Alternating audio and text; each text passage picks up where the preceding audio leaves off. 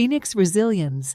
Hello everyone, this is Famous Words Tell Stories. We know the famous sayings of philosophers in many places, but some situations are a bit difficult to understand, so we use stories to make it easier for everyone to understand. This time it is Nietzsche's famous saying, "That which does not kill us makes us stronger." By the way, don't forget to leave a comment and share. Please also subscribe to this channel to watch a program that uses stories to tell philosophical quotes. The city never slept, its heartbeat echoing through towering buildings and bustling streets. In this concrete jungle, where dreams collided and shattered like glass, lived a man named Alexander. Once a rising star in the world of finance, he found himself cast into the shadows by a financial crisis that swept away not just his wealth, but his sense of purpose. Alexander's story began with the intoxicating allure of success. Fresh out of university, armed with ambition and a degree in finance, he stepped into the world of high-stakes deals and sharp suits.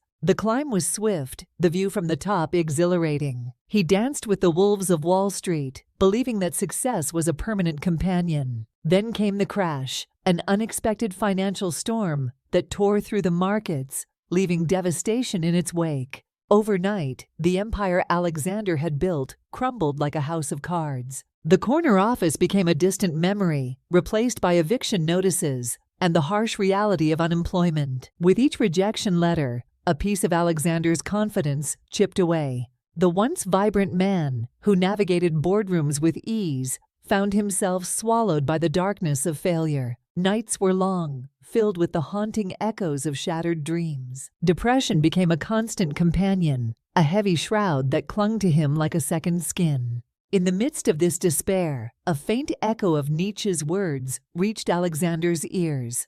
"That which does not kill us makes us stronger."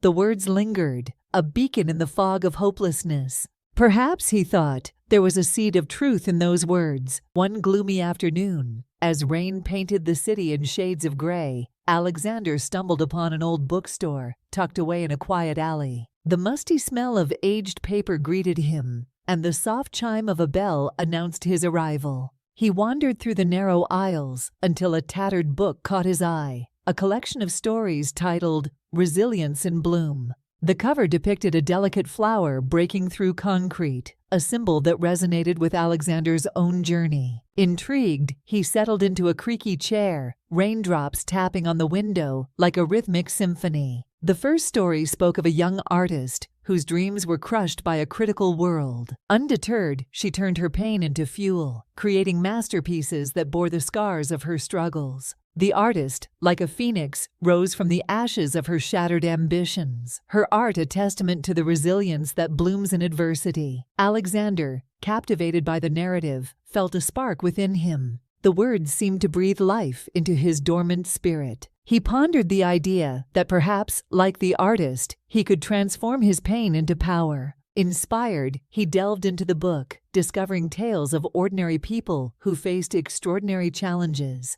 There was a single mother who, abandoned by her spouse, worked 2 jobs to provide for her children. A war veteran who lost limbs but found a new purpose in helping others. Each story whispered the same truth, that resilience, like a dormant seed, could bloom even in the harshest of soils. With newfound determination, Alexander began his journey of resurgence. He attended networking events, swallowed his pride, and embraced rejection as a temporary setback, not a verdict on his worth. The concrete jungle, once a hostile terrain, became the fertile ground where the seeds of his resilience took root. Months turned into years, and Alexander's life started to resemble the tales within the book. He found a job, not in finance, but in a field that resonated with his newfound purpose, mentoring aspiring entrepreneurs. The scars of his past were not erased, but they became the brushstrokes in the masterpiece of his resilience. One day, as Alexander walked through a park, bathed in the golden hues of a setting sun, he received a call.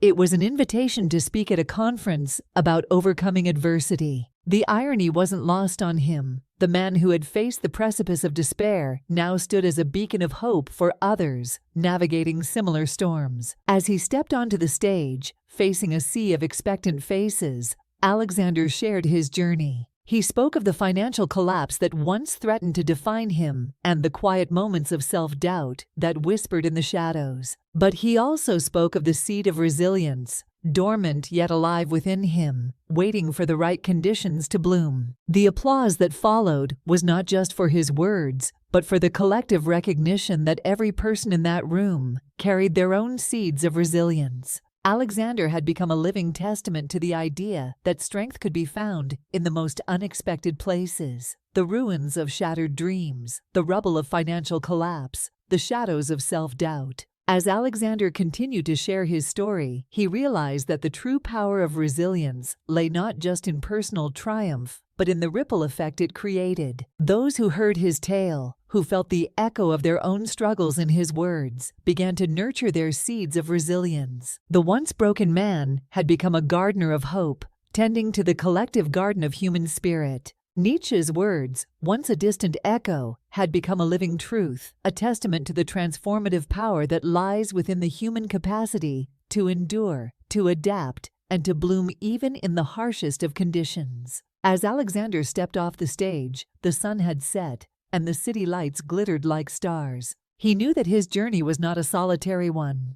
It was a shared odyssey of countless individuals, each carrying their own tales of resilience. In the mosaic of stories, he found a profound sense of interconnectedness, a reminder that the strength to rise again was not just a personal triumph, but a collective testament to the indomitable human spirit. And so, in the city that never slept, Alexander had discovered a new rhythm, a melody of resilience that echoed through the skyscrapers, a symphony of hope that bloomed in the most unexpected corners of life. What do you think of this show? Please also leave a message to share with us. If you like the show, don't forget to subscribe. See you next time on the show.